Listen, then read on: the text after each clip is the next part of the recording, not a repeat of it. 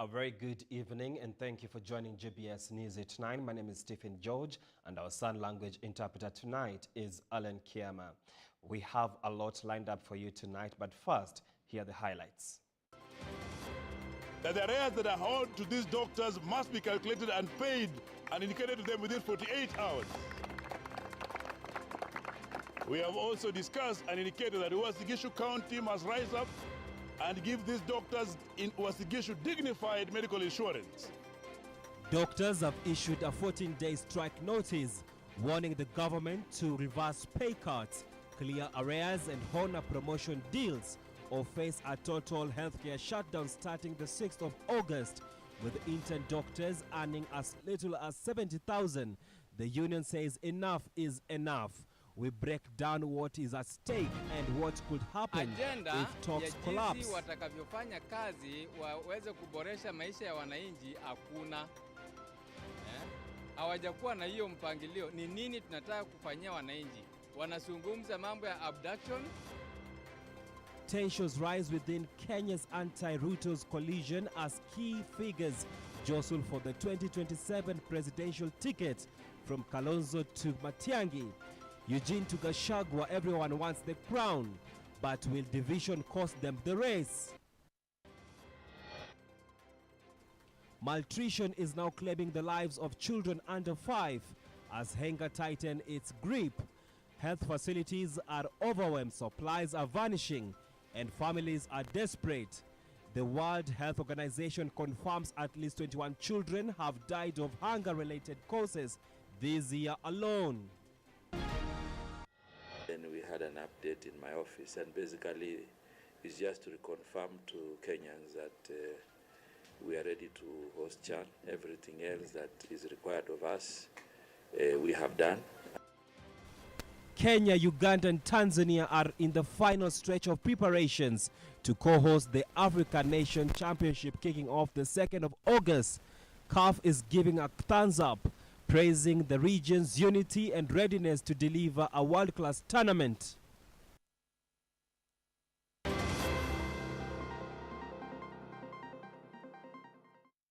And now to our first story. Doctors have issued a 14-day strike notice demanding the government to reverse pay cuts for intern doctors, settle salary arrears, provide adequate medical insurance, and implement pending promotion agreements, or face a nationwide strike starting the 6th of August 2025. Here are the details. Doctors across the country are threatening to put down tools if the government fails to address their demands within 2 weeks. The Kenya Medical Practitioners, Pharmacists and Dentists Union has issued a 14-day strike notice citing frustrations over salary reductions for intern doctors from 206,000 Kenyan shillings to just 70,000 Kenyan shillings, as well as lack of proper medical insurance and unfulfilled promotion agreements. The union emphasized that failure to act will result in nationwide strike beginning August 6, 2025. That the arrears that are owed to these doctors must be calculated and paid and indicated to them within 48 hours. We have also discussed and indicated that Uasin County must rise up and give these doctors in Uasin dignified medical insurance. And the promotion agreements of last year, May 2024, must be implemented because the county is in contempt. In 14 days' time, your doctors will leave the hospitals, not because they don't love you, but because the management of Moi Teaching and Referral Hospital has chosen to prioritize tenders over the health insurance of our doctors. Just keep it in mind that the doctor who is treating you cannot access the services that they are giving you. We've sung this song a long time, and KMPDU is not in the business of manufacturing papers for people to sign. We will not sign anything more. What we want to see is money in the banks of these doctors, and they deserve it. Speaking at a press conference, their Secretary General, Davji Atela, condemned the management of Moi Teaching and Referral Hospital, accusing them of prioritizing tenders over the well-being of medical staff. Because we are going to go on strike on 6th of August 2025. Essentially, we have issued 14-day strike notice that in 14 days, if these things are not done, then MTRH management that is said to have received kickback from First Assurance must get away with the insurance company on how to handle patients at the hospital. The looming strike threatens to disrupt healthcare services nationwide, placing pressure on the government to act swiftly. The Kenya Medical Practitioners, Pharmacists and Dentists Union maintains it will not sign any more empty promises and is now demanding concrete final action. Beatrice Wangoi, GBS News. Moving on swiftly, conversations about the division in the opposition are taking shape as Kenyans give their views and insights on the current state of the anti-Ruto administration team, which its leaders are slowly showing signs of parting ways due to past struggles on who will take over the mantle of leading the flying over the opposition flag bearer. Our team took to the ground and did a poll on Kenya's opinion about their views on who is suitable to lead the opposition in challenging President William Ruto in the 2027 general election. Davis Karani reports. Hakuna kuungana, hakuna wezi kuungana kwa sababu kila mtu wako na ambition yake. Kalonzo amekuwa senior, hawezi kubali nani Gachagua achukue ndio senior. Kwa ile mtu wise anajua siasa sana, huwezi sema nani atachaguliwa sahi. Na huwezi sema nani no, you cannot predict that. Heavy clouds are always symbols of rain. What does this mean in the political space? Niongee na Wakenya kutoka kaunti zote za Kenya. Mkanipea nafasi hiyo. When they came together, they appeared to have a common goal to achieve. They moved with a determined heart while pushing grounds from left, right and center. Hatutalala mpaka Kasongo ende nyumbani. Ni one term, sio one term. Harambee! They both had a common enemy and appeared to be combining their energy with one mission. He's a very confused person, extremely confused. When the Gen Z's protest started in 2024, he said it was my deputy and Uhuru. They are the ones who have incited people. He stayed after 3 weeks, he said no. It is the NGOs and the civil society. He stayed after another 4 weeks, he said it's for the foundation. Do you remember? The other day, he said it's a church. He said the church, you know, they are the ones who incited people, church leaders, nini. He went back again, he said it's the opposition. This Sunday, he said it's the parents. William Ruto, please, can you make up your mind? And we paid a visit to the streets to get views from Kenyans, and this is what they had to say. Agenda ya jinsi watakavyofanya kazi waweze kuboresha maisha ya wananchi hakuna. Hawajakuwa na hiyo mpangilio. Ni nini tunataka kufanyia wananchi? Wanazungumza mambo ya abduction, wanazungumza mambo ya gharama ya maisha, lakini hawajatuambia wao watafanya nini waondoe hii mambo na abduction. So when you tell us Maranga, we love him. He's a Kenyan. Alifanya nini wakati alikuwa huko kama CJ? That is the time we'll ask him. Matiang'i is also a good Kenyan. But when the time comes, we'll ask him, what about the Kenyans we found them in Rivayala? Opinions from Kenyans come in at the center of the opposition breakout looming moment, as each individual from the opposition shows interest and desire to be in the front runner in taking the country's leadership. Imagine wakisema wanatangaza kila Kalonzo anaenda kuingia serikali. Watafute Kalonzo mwingine sio huyu wa Musyoka. Ate niingiliane na Ruto. Mimi niende niingiliane na Ruto. I am a front runner and I think I have the best chances to be president. Niongee na Wakenya kutoka kaunti zote za Kenya. Mkanipea nafasi hiyo. Kia sasa tuna wagombezi 5 wa urais. Kwa chama cha DAP Kenya nimeidhinishwa Eugene Wamalwa kuwa mbeba bendera. Kwa DAP Kenya nimetunikiwa hiyo heshima na naamini I'll be the best presidential candidate ever. Is this the beginning of the repeat of the country's 1992 opposition division? And that is food for thought. Davis Karani for GBS News, Nairobi. President William Ruto has officially launched the 2025 Great Wildebeest Migration in the Masai Mara, calling it a global tourism gem and a symbol of Kenya's natural heritage. The annual migration recently recognized by the World Books of Records UK as the world's greatest terrestrial wildlife migration draws in over 1 million million wildebeest, zebras and gazelles from Tanzania Serengeti into Kenya. Tourism arrivals have grown by 15% in the past year, with President Ruto urging Kenyans and international travelers to witness the spectacle. Peak river crossings are expected in August as herds brave crocodile-infested waters. The president emphasized sustainable tourism backed by local partnerships and conservation programs like One Mara brand. The migration continued through October, with Kenya positioning itself as a leading global destination for wildlife and ecotourism. We are all here to witness history that repeats itself every year. And as I have said, we have a very diversified tourism product in Kenya. From the wildebeest migration here to the wildlife tourism product that we have across Kenya, the Big Five, and many bird watchers and many other animals and wildlife that you have the opportunity to sample while you are in Kenya. To the culture of the Kenyan people, the warmth, the hospitality, as I have said, of the Maasai people and the Kenyan people in general.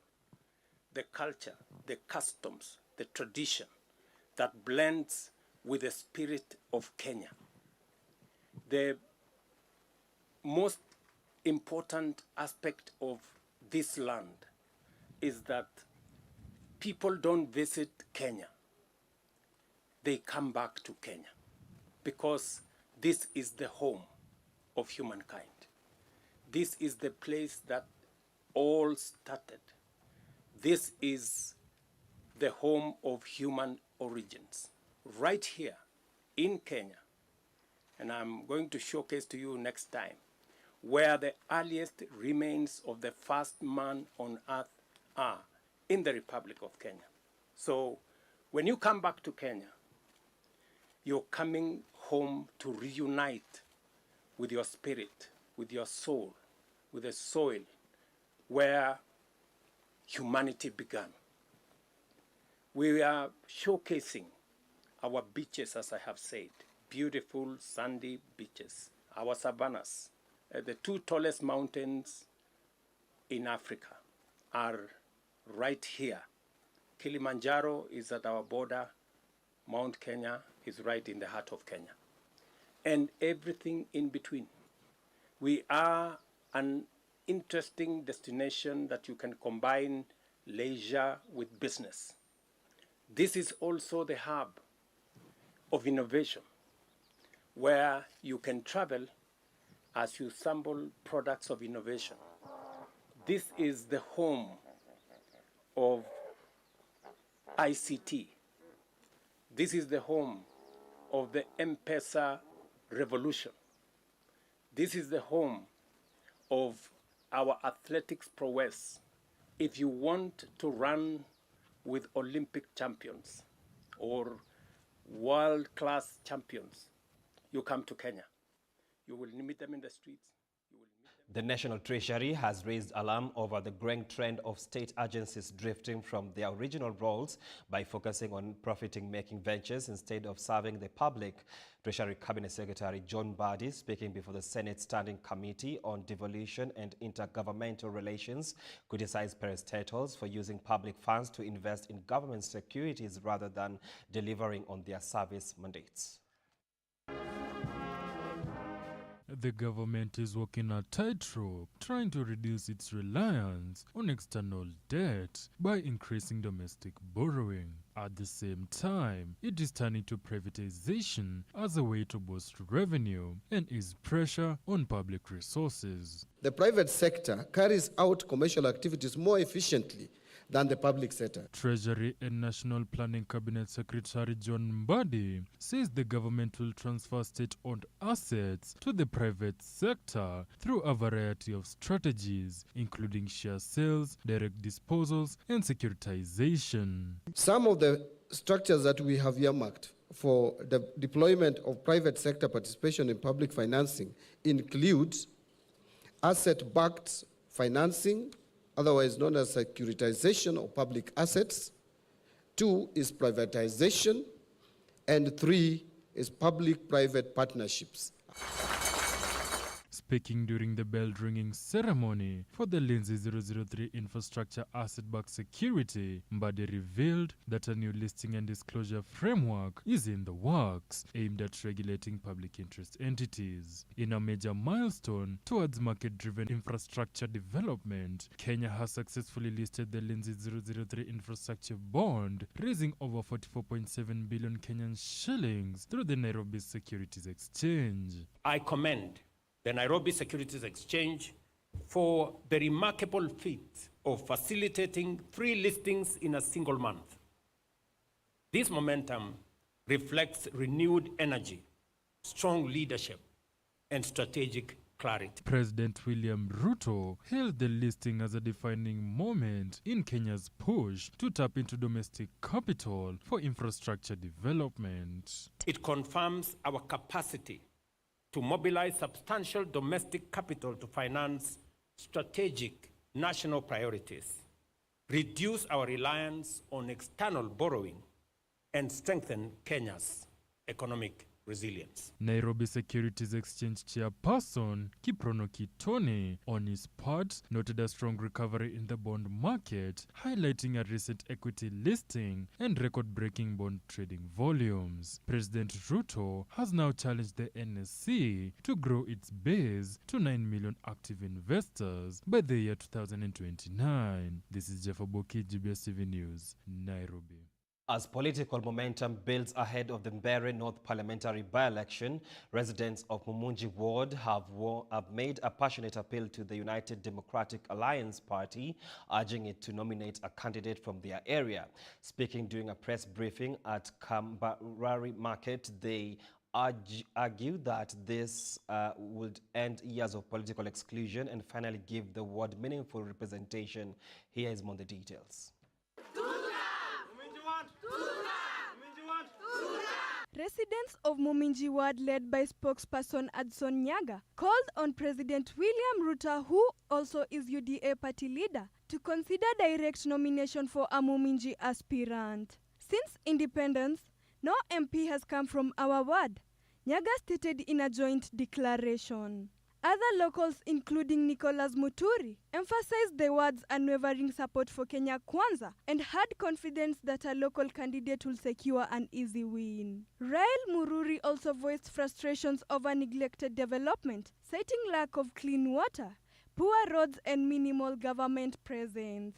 Na maoni yangu kuhusu hii uchaguzi mdogo ambayo unakuja ni kwamba Muminji tuweze kupewa nafasi juu tangu inji ianze Muminji hatujawahi pata mbunge kutoka hapa eneo mbunge la Mbeere North. Muminji Ward, the smallest in Mbeere North, has often been sidelined politically due to its limiting voting numbers. Despite consistent backing of ruling party candidates, residents say they have been left out of leadership roles and critical development projects, unlike neighboring wards that have had parliamentary representation over the decades. Naomba Rais wetu William Samoei Ruto, watu wakisema one term, sisi tunasema two term. Kwa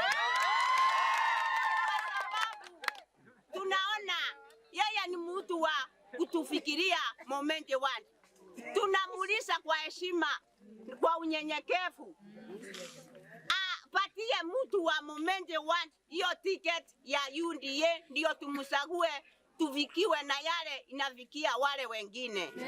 As the by-election nears, UDA is reportedly arranging a retreat in Naivasha, where 8 hopeful will negotiate to produce a single flag bearer. With Muminji's demands growing louder, the party's final choice could reshape not only the dynamics of the upcoming vote, but also redefine the region's future political inclusion. Reporting for GBS, I'm Marlene Rono.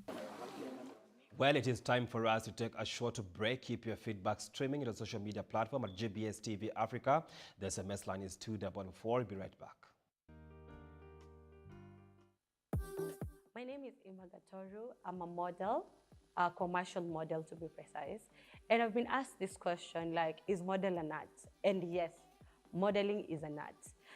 because there are different products that you're supposed to promote or designs, and you have to have that skill of you promoting that design or that product. So how you walk, how you talk, how you present yourself, like how you pose for a picture or pose for an item in your mepewa, or how you drive into a place in your mepewa. So you have to have that art or that skill for you to actually deliver what they want you to deliver.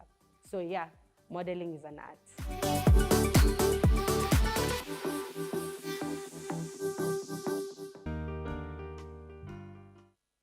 Today on the show, we're talking about navigating the long-distance relationship. First of all, the world is now a global village thanks to technology and the internet. When you talk about relationships, when you talk about love, when you talk about feelings, when you talk about emotions, all these things originate from the heart. I never saw in the Bible where someone was married and then the wife was living far away from them, and then there was something that they were building.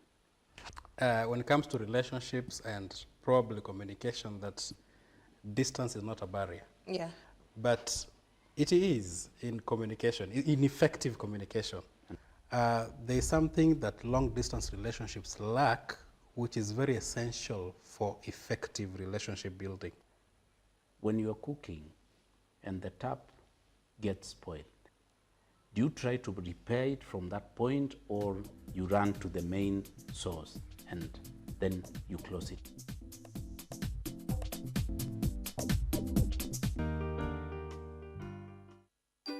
Welcome to Fun Dance Class. Today we will continue learning about Jingle Bell Rock. Friends, first you cross your arm and put it on top of your head, and as you go in left side, you open it, then you come back to your place. And then you make your leg 90 degrees, and then as you put your legs until 90 degrees, you need to jump a bit. 1, 2. Then as you jump a bit, you need to stretch your hands downwards.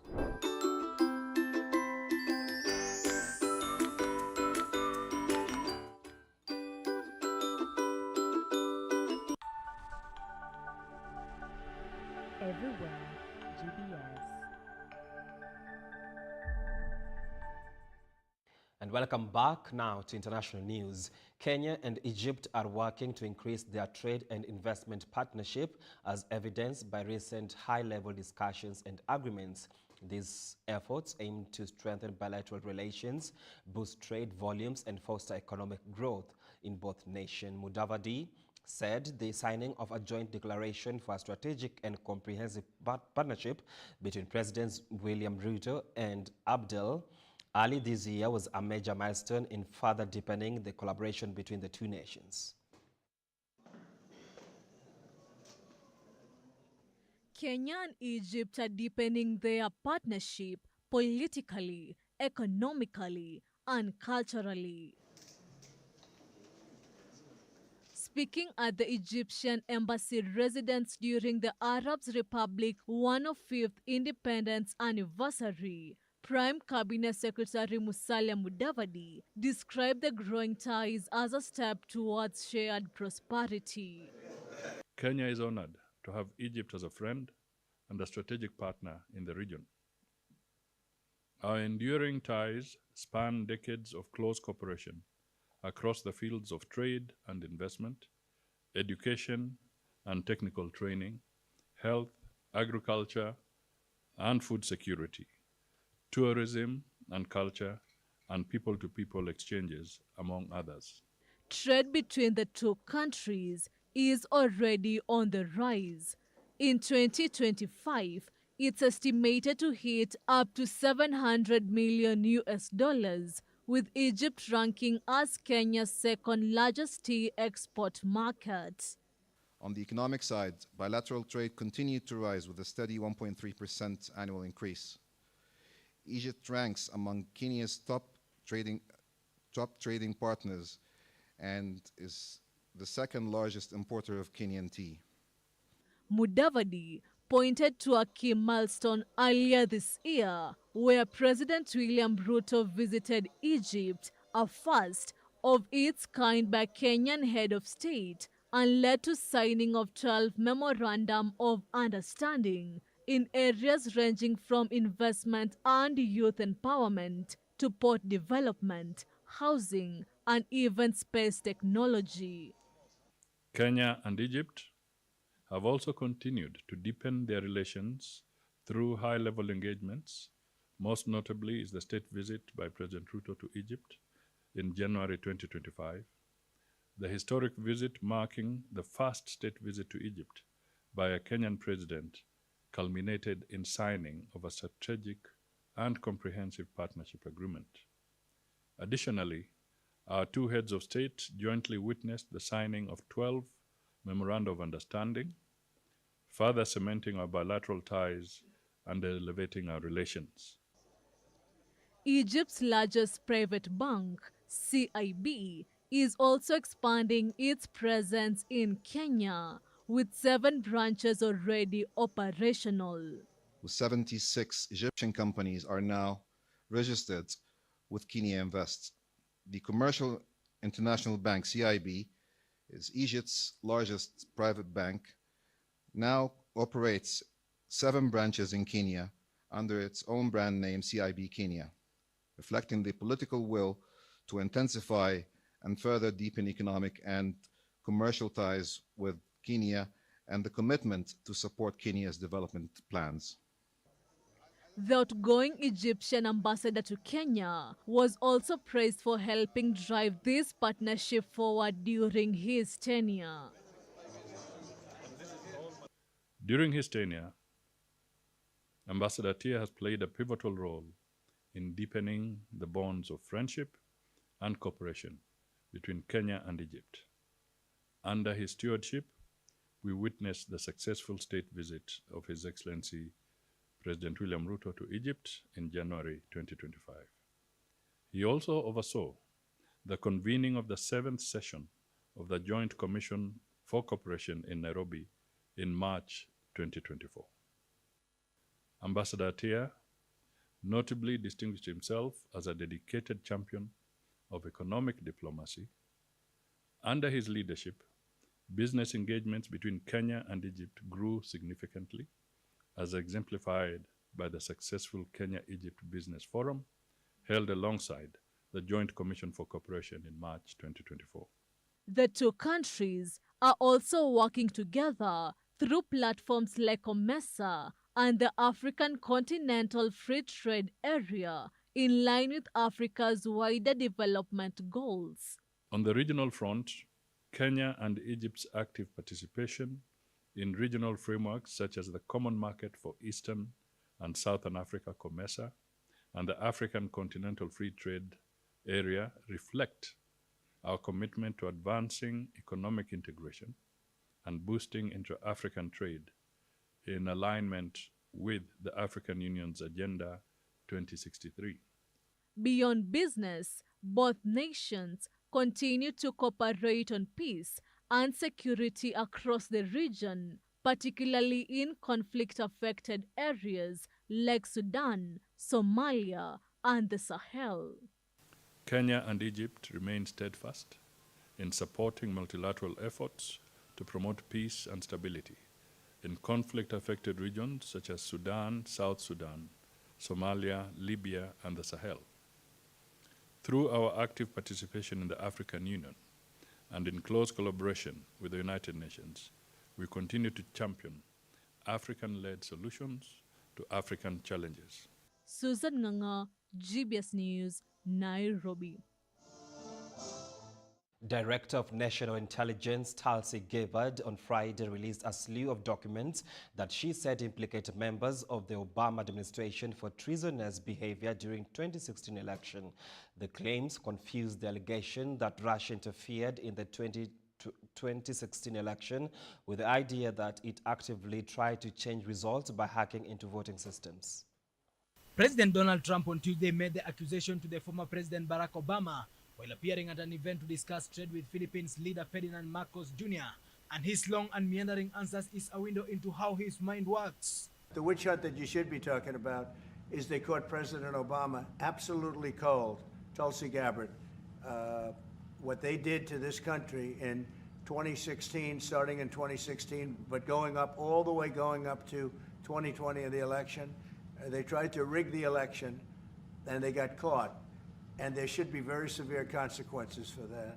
But it's time to start, after what they did to me, and whether it's right or wrong, it's time to go after people. Obama's been caught directly, and Biden was there with him, and Comey was there, and Clapper, the whole group was there. Brennan, they were all there in a room. But the leader of the gang was President Obama, Barack Hussein Obama. In writing a response to Trump's allegation, Obama stated that out of respect for the office of the presidency, our office does not normally dignify the constant nonsense and misinformation flowing out of this White House with a response. But these claims are outrageous and enough to merit one, said spokesperson. The Senate Intelligence Committee has a very different function than the Office of the Director of National Intelligence. The evidence and the intelligence that has been declassified and released is irrefutable.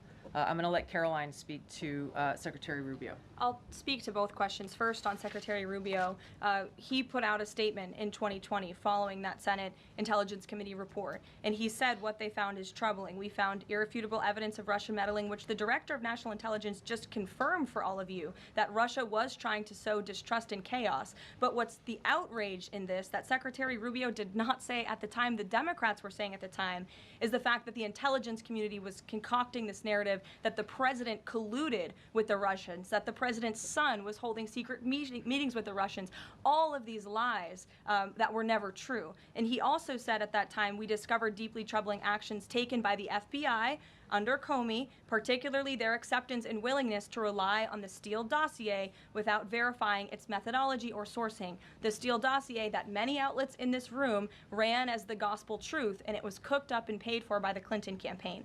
Nothing in the document issued last week undercuts the widely accepted conclusion that Russia worked to influence the 2016 presidential elections, but did not successfully manipulate any votes. These findings were affirmed in a 2020 report by the bipartisan Senate Intelligence Committee, led by then Chairman Marco Rubio. Many are waiting to see the action that President Donald Trump administration will take against the former President Barack Obama. This was treason. This was every word you can think of. They tried to steal the election. They tried to obfuscate the election.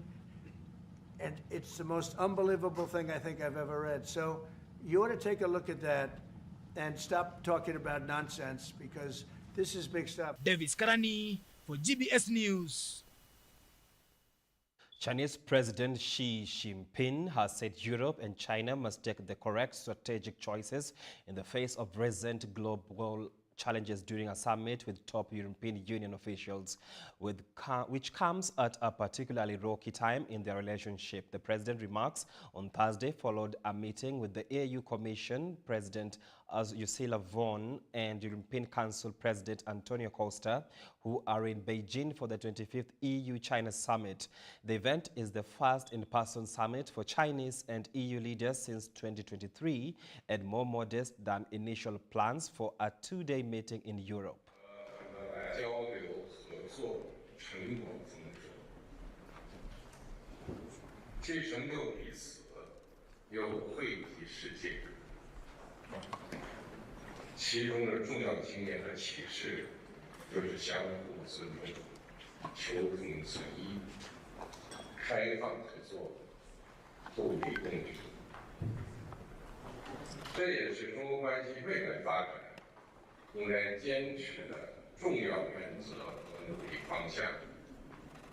The world is going through a period of global uncertainty, marked by economic volatility, geopolitical tensions, as well as challenges facing the entire humankind. The European Union and China, as you said, Mr. President, are major economies and actors in the world. We share the responsibility to uphold the rules-based order and tackle global challenges.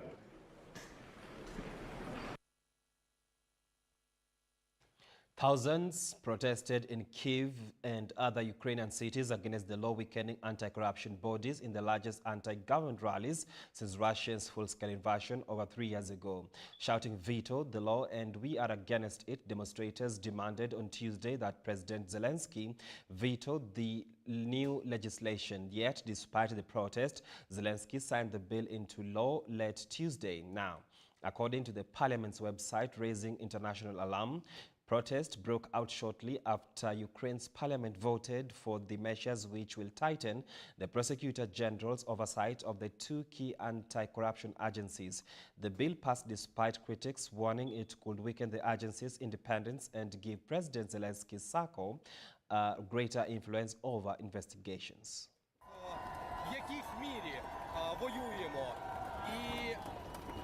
Якщо буде корупція, в нас не буде зброї, в нас не буде грошей для того, щоб надавати підтримку нашим військовим, лікування нашим військовим, протезування і так далі. Я, в принципі, вважаю, що дуже дивно, що в цей час ми маємо стояти проти корупції, а не стояти разом з міністрами, депутатами і так далі проти агресора. Всіх нас бачу в Євросоюзі, і мені не подобається, що зараз влада відбирає від нас цю можливість нашого майбутнього, яке ми так насправді з кров'ю вигризаємо від Росії. Тобто я хочу, щоб всі ми були в Євросоюзі. Тому ми тут. Я захищаю думку.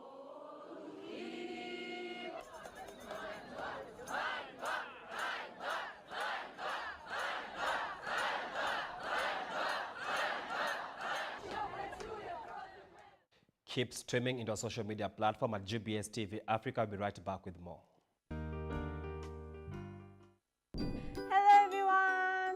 Welcome to Fun Story Class. Friends, today I'm going to read the story of the ant and the grasshopper. Friends, this is a very interesting story, so listen carefully. The ant and grasshopper were good friends. The grasshopper was enjoying the fine weather, playing all day. He asked the ant for food, and ant gave him some. But my food is just enough for my family to last until the end of winter. If I give you more, we too will starve.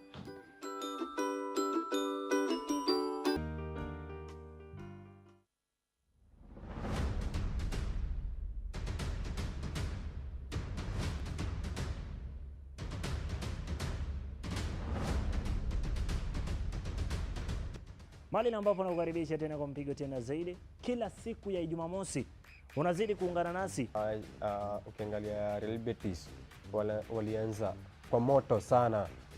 Ndani ya Sports Sugu, mahali ambapo tunakuelimisha na tunakujuza mengi kuhusiana na mambo ya kandanda, sababu hapa nchini Kenya, ligi kuu nchini Uingereza, mahali ambapo ni Uhispaniola, Ujerumani, Ureno, kila kitu inakuwa iko swadakta kabisa.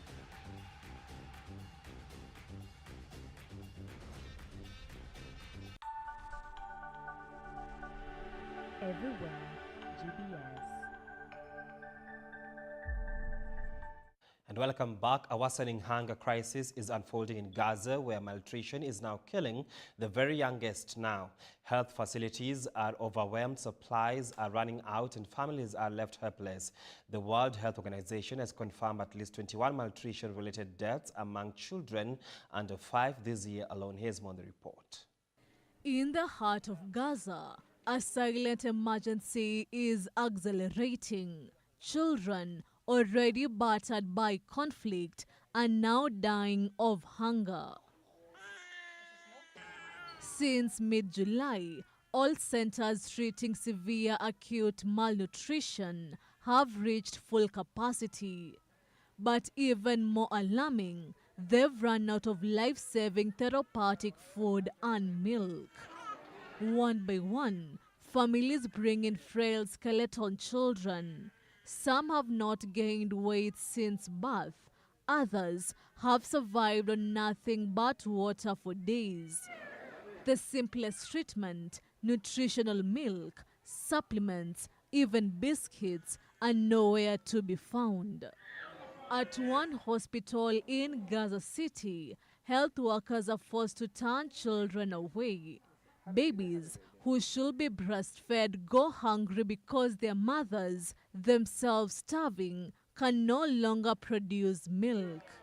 Mothers try to soothe crying infants with salt water and starch.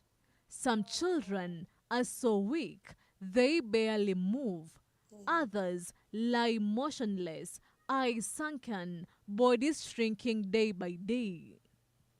The World Health Organization says the data is stark. More than 20% of pregnant and breastfeeding women screened are severely malnutrition. Rates of acute malnutrition now exceed 10%, with dozens of cases on the brink. Behind the numbers are families starving, grieving, and exhausted. With aid pipeline collapsed and humanitarian access restricted, the hunger crisis is rapidly spiraling into famine. Without immediate intervention, many more children will die, not from war wounds, but from empty stomachs. Susan Nganga, GBS News, Gaza City.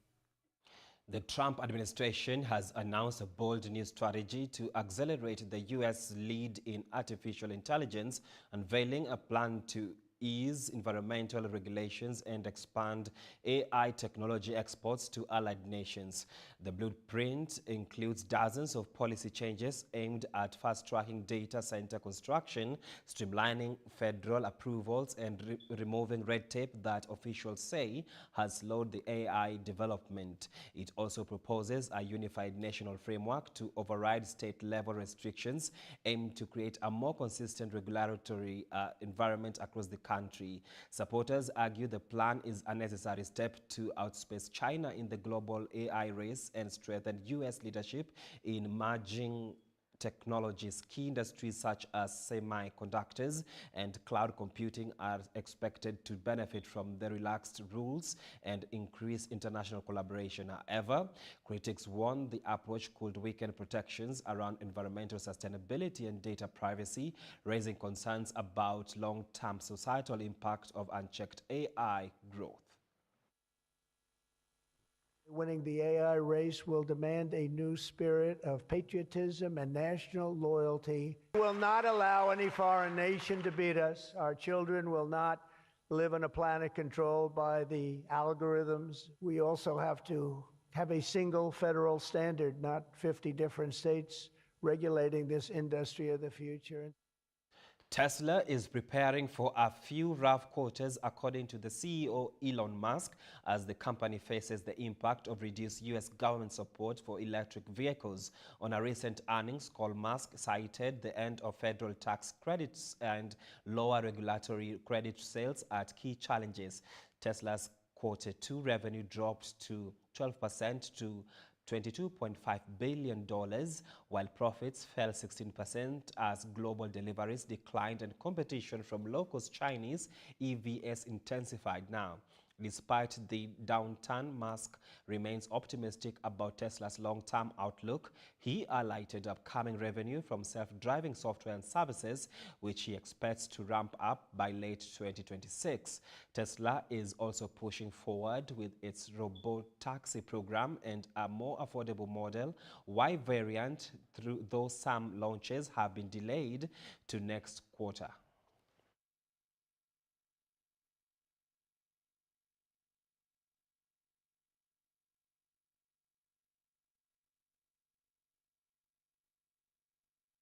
It is time for your most favorite segment of the show, the sports news. Let's get sporty.